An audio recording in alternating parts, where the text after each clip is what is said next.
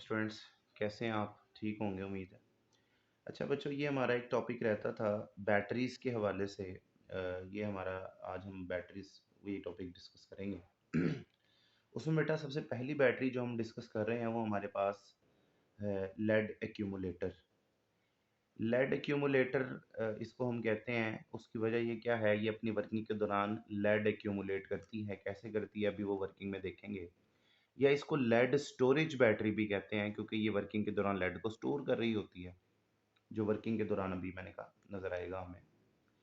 तो आए ज़रा बेटा, सबसे पहली बात आपको इसके बारे में याद रखनी, दो तीन चीज़ें ज़रूरी हैं।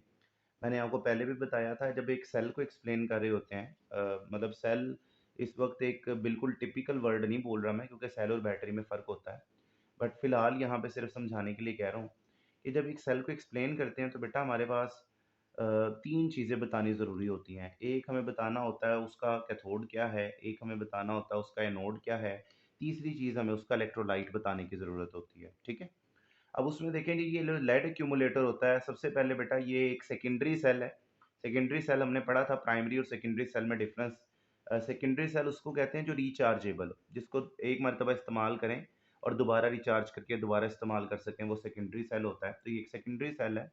ये बुनियादी तौर पे कार बैटरी के तौर पर इस्तेमाल होने वाला सेल है। ये जो आम कारें होती हैं उनमें जो ज़ाहिर सी बात है उनमें भी करंट की सप्लाई चाहिए होती है, लाइट्स ऑन करने के लिए या गाड़ी को स्टार्ट करने के लिए। तो उसमें बेटा फिर हमारे पास इस तरह की बैटरीज हम इस्तेमाल करते हैं। ठीक है?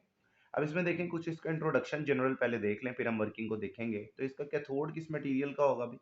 इसका जो कैथोड होता है बेटा वो होता है लेड ऑक्साइड का बना हुआ। लेड ऑक्साइड PbO2 आगे फार्मूला दिया हुआ है।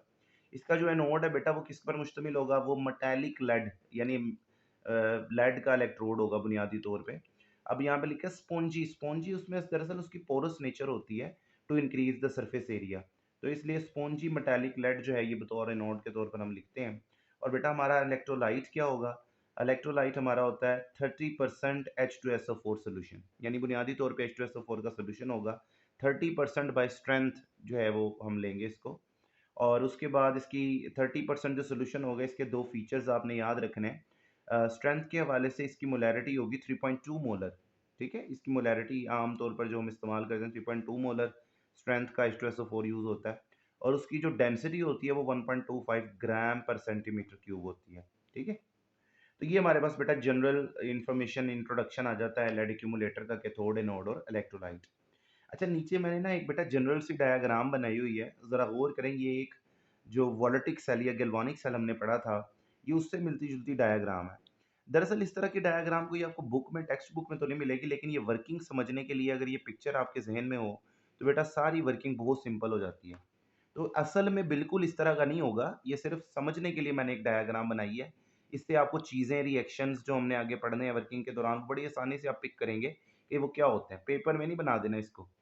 ये एक वैसी बस अंडरस्टैंडिंग के लिए, कॉन्सेप्ट्स के लिए एक डायग्राम बनाई है।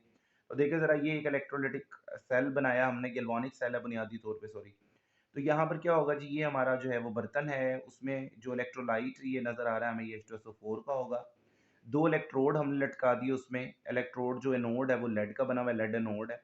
और कैथोड जो है वो लेड ऑक्साइड का कैथोड आ गया। ठीक है?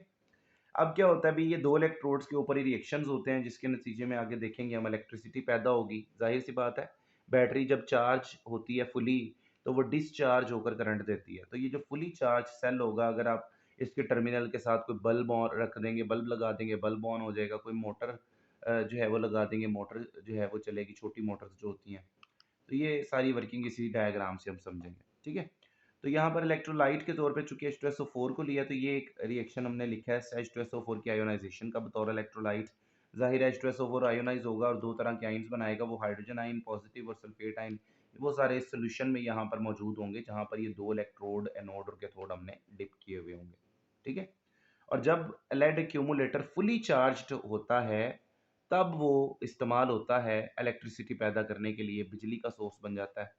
तो हम यूँ कह सकते हैं बुनियादी तौर पे ये जो बैटरी है, ये डिस्चार्जिंग के दौरान, कोई भी बैटरी हो, वो डिस्चार्ज होती है तो वो करंट की सप्लाई देती है। चार्जिंग के दौरान तो ज़ाहिर है वो करंट हम उससे नहीं लेते, डिस्चार्ज होकर वो हमें करंट दिया करती है। तो इसलिए पहले वर्किंग में बेटा हम पढ़ेंगे डिस्चार्जिंग। डिस्चार्जिंग के दौरान होने वाले जो केमिकल रिएक्शन है, वो बेटा हम यहाँ पर आए डिस्कस करेंगे। तो स्टार्ट करते हैं जी। डिस्चार्जिंग में सबसे पहले क्या होगा, एनोड पर, एट एनोड। तो बेटा ये एनोड जो है वो इसको ज़हन में रखना है आपने, ये हमारा एनोड है। अब ज़रा थोड़ा-सा वर्किंग को समझें। ये एनोड बना हुआ है लेड का, ये यहाँ पे लेड मौजूद है। ये सारे लेड के एटम यहाँ पर मौजूद होंगे। तो लेड ने सबसे पहले क्या करना है, बेटा यहाँ से लेड ने अपने 2 इलेक्ट्रॉन जो है वो यहीं पर ही खारिज करने हैं। लेड का एक एटम कंसीडर करें और उसने बन जाना है लेड का आयन, ये लेड का आयन। अब ये जो लेड का आयन यहाँ पर बन गया है, ये सॉल्यूशन में जंप नहीं करता। सॉल्यूशन में अब आपको पता है ये H2SO4 आयोनाइज़ हुआ है, तो वहाँ पर ये सल्फेट के आयन्स भी पड़े हुए होंगे और ये हाइड्रोजन आयन्स भी पड़े होंगे। तो इस लेड आयन ने क्या करना है, लेड आयन ने सॉल्यूशन के अंदर पड़ा हुआ, यहाँ पर सॉल्यूशन में पड़ा हुआ ये जो सल्फेट होगा, इसको अपने साथ मिलाकर एक आयोनिक कंपाउंड बना लेना है, लेड सल्फेट। और जो लेड सल्फेट इन दोनों आयन्स के मिलने से बनेगा, वो बेटा यहीं पर ही डिपॉज़िट हो जाएगा। यानी दोबारा सुन लें ध्यान से, लेड ने क्या किया, यहाँ पर जो लेड है उसने अपने 2 इलेक्ट्रॉन यहाँ पर एनोड पर खारिज किए और खुद बन गया लेड आयन। और ये जो लेड आयन है यूँ समझ लें कि नीचे से सल्फेट का हाथ पकड़ के ऊपर खींच लेता है और उसको लेड सल्फेट में तब्दील कर देता है। तो एनोड पे होने वाला जो रिएक्शन है उसको फिर हम ऐसे रिप्रेजेंट करते हैं, ये वो लेड का एटम है। अब इसने क्या किया, 2 इलेक्ट्रॉन खारिज किए। वो जो 2 इलेक्ट्रॉन है बेटा वो हमने यहाँ पर प्रोडक्ट में मेंशन किए हुए हैं। अब ये बन गया होगा लेड का आयन। इसने लेड के आयन ने क्या किया, सल्फेट के आयन को सॉल्यूशन में से उठाया और क्या बना लिया, लेड का ये सल्फेट बना लिया।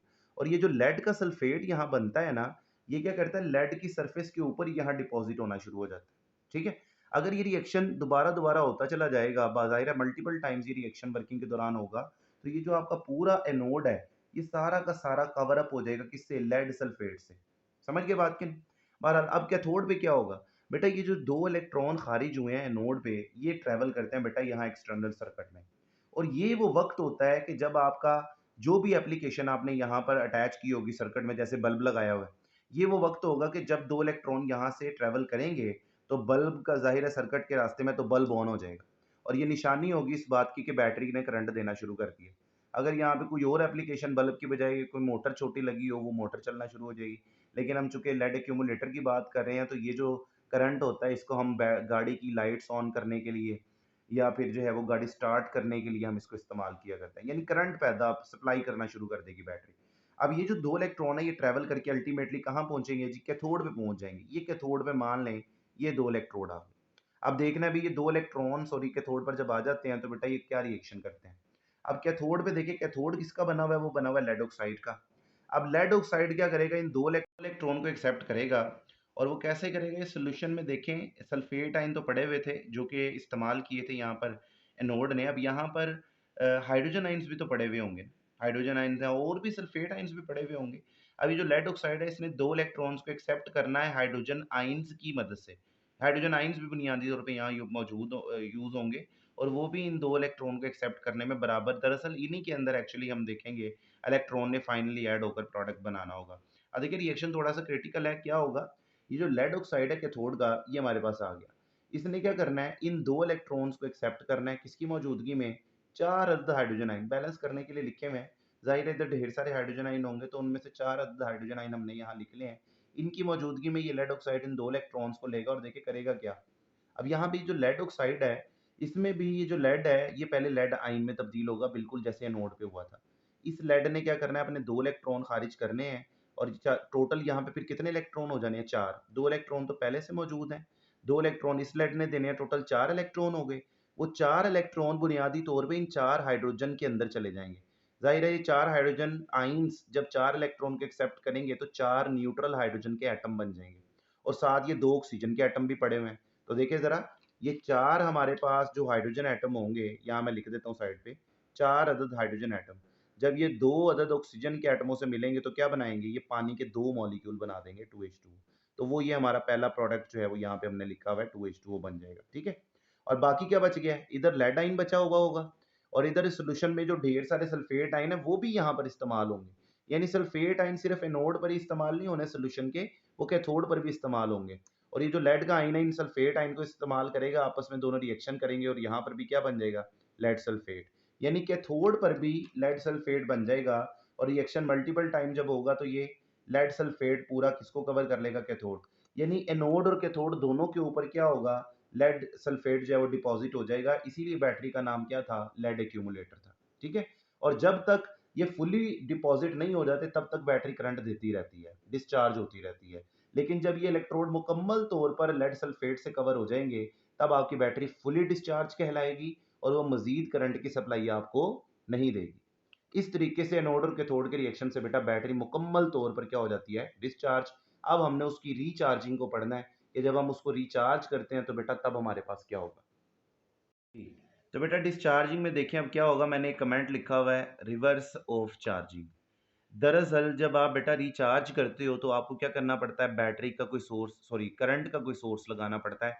लाइक ये देखें, ये एक रिप्रेजेंटेशन यहाँ पे मौजूद है, यहाँ हमने लगाया था बल्ब। अब हमने यहाँ पे बेटा बल्ब को ख़त्म कर देना है, यानी वो एप्लीकेशन जो हमारी करंट यूज़ कर रही थी हमने उसको हटा देना है। और यहाँ पर हमने क्या लगा देना है, बैटरी। बैटरी इसलिए कि ताकि वो क्या करे, करंट सप्लाई करे। तो बेटा यहाँ पर हमने बैटरी जब लगा देनी है तो फिर क्या होगा, जो रिएक्शन हमने डिस्चार्जिंग के दौरान होते देखे हैं एनोड और कैथोड पे, बेटा वो रिएक्शन फुली क्या हो जाएंगे, रिवर्स हो जाएंगे। अच्छा एक चीज़ रह गई है यहाँ पे, वो मैं थोड़ा सी मेंशन कर दूं, ये ओवरऑल रिएक्शन कैसे लिखना है।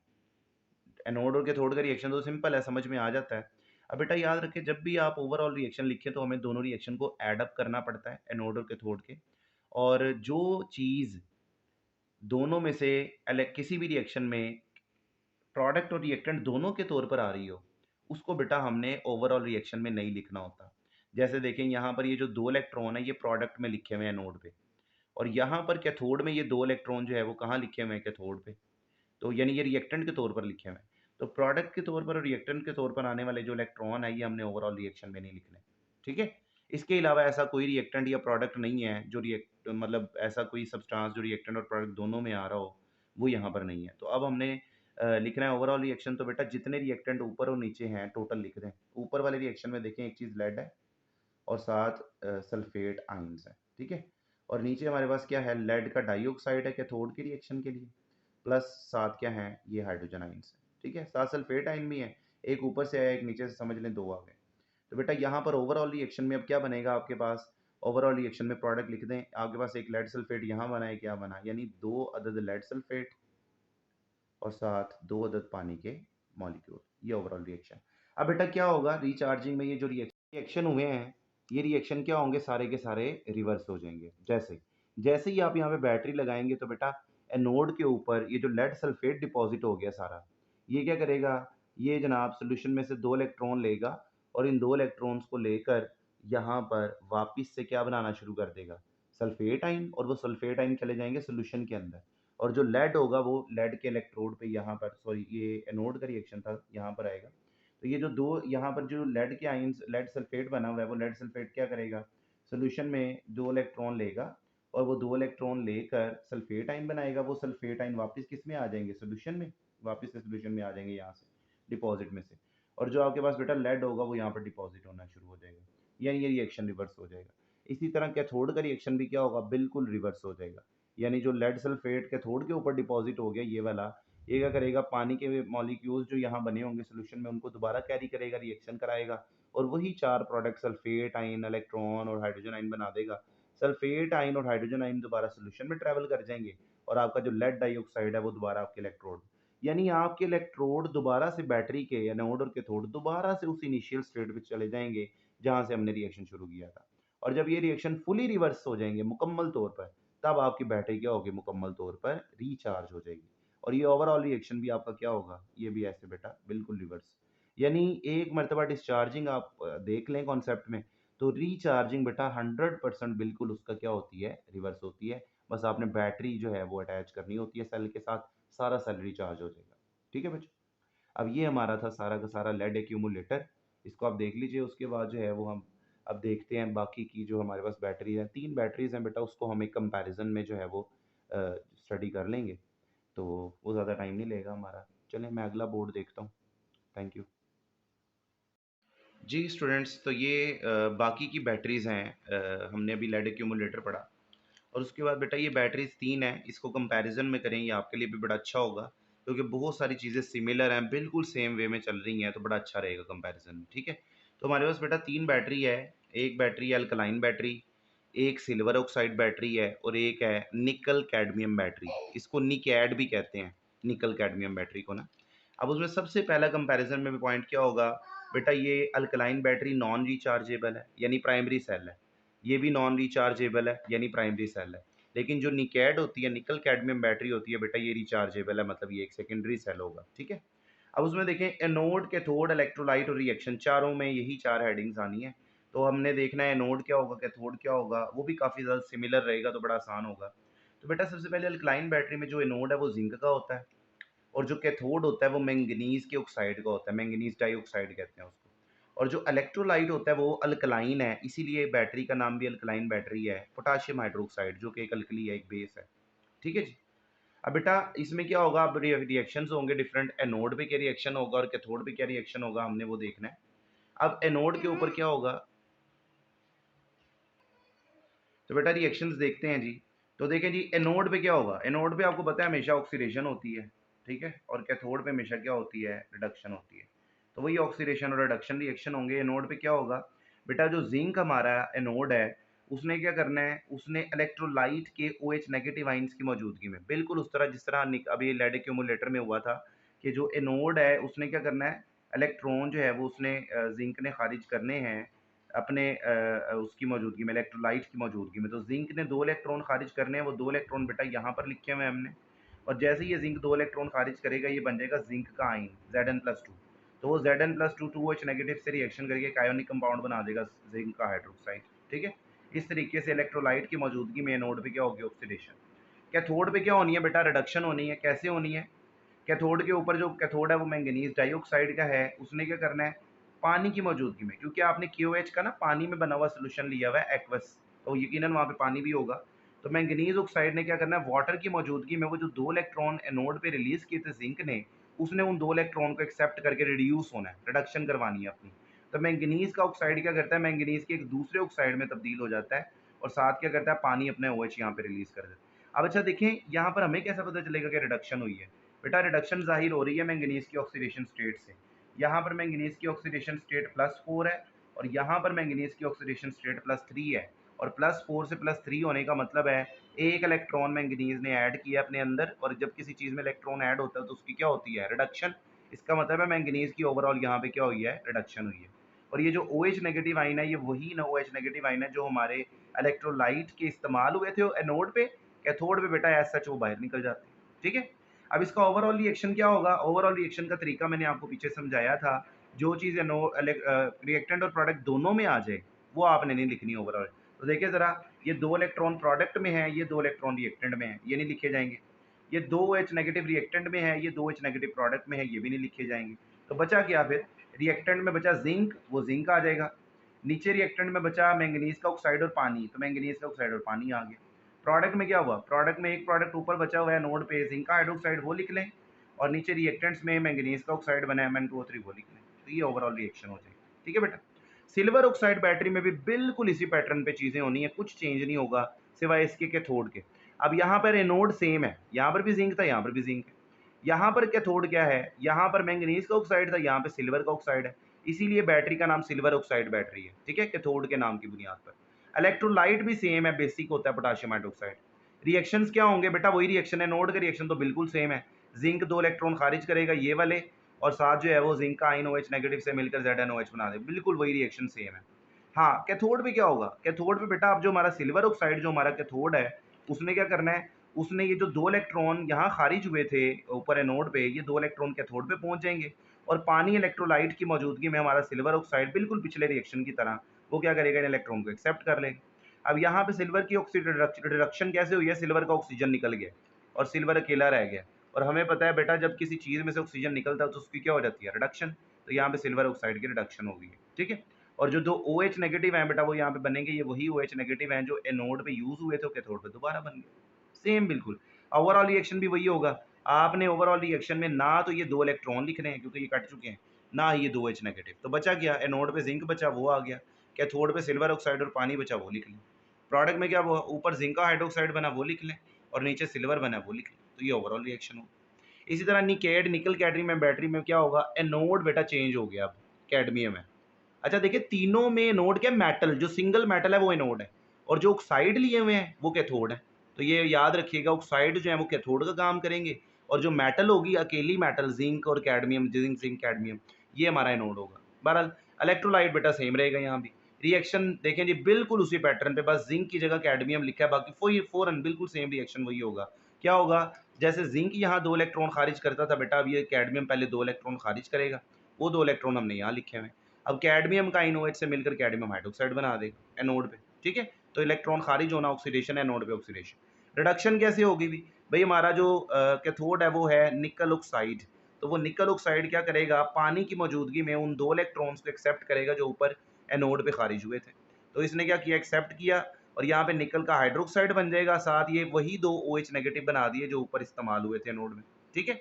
ओवरऑल रिएक्शन में बेटा क्या होगा, बिल्कुल वही, ना तो ये इलेक्ट्रॉन लिखने हैं, ना ये OH लिखना है। क्या बचा फिर? कैडमियम बचा, वो लिख दिया। नीचे कैथोड पे क्या बचा हुआ था, निकल का ऑक्साइड और पानी, वो लिख दिया आपने। प्रोडक्ट में क्या हुआ, ऊपर कैडमियम का हाइड्रोक्साइड और नीचे निकल का हाइड्रोक्साइड हमारे प्रोडक्ट है। अच्छा ये देखिए, ये थोड़ा-सा मैं बताना चाहूँगा, ये रिचार्जेबल बैटरी है। असल में ये कैडमियम हाइड्रोक्साइड एनोड पे सारा का सारा चिमट जाता है और निकल हाइड्रोक्साइड कैथोड पे सारा का सारा चिमट जाता है, बिल्कुल हमारी लेड एक्यूमुलेटर की तरह।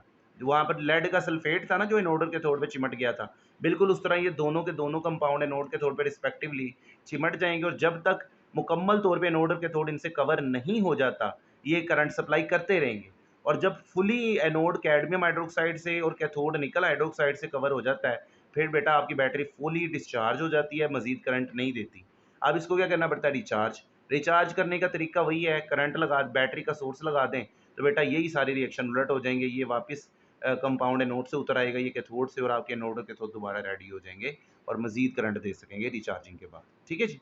अब एक आखिरी चीज़ आप देख रहे होंगे बेटा, ये मैंने रेड कलर के सर्कल में लिखा हुआ है, ये बेसिकली क्या है, ये वोल्टेज की वैल्यू है, जो ये देते हैं। तो अल्कलाइन बैटरी 1.5 वोल्ट देती है करंट की सप्लाई, और ये भी 1.5 वोल्ट जो है वो आपको सप्लाई करता है, और ये आपको 1.4, ये भी तकरीबन 1.5 ही होता है, वैसे वैल्यू बस 1.4 लिखी हुई है, तो तकरीबन सेम वैल्यू में ये आपको क्या करते हैं, करंट सप्लाई करते हैं। ठीक है बेटा? तो ये हमारे पास बैटरीज़ का कंपैरिज़न है, इसको आपने ध्यान से देख लेना है, बहुत सारी चीज़ें सेम है, पैटर्न बिल्कुल सेम है, तो इसी कंपैरिज़न में एक मर्तबा वीडियो देखें, आपको ये फुली याद हो जाएगा। ठीक है बच्चों? तो ये हमारा बैटरीज़ का टॉपिक पूरा हो जाता है और बस आज के लिए अल्लाह हाफ़िज़।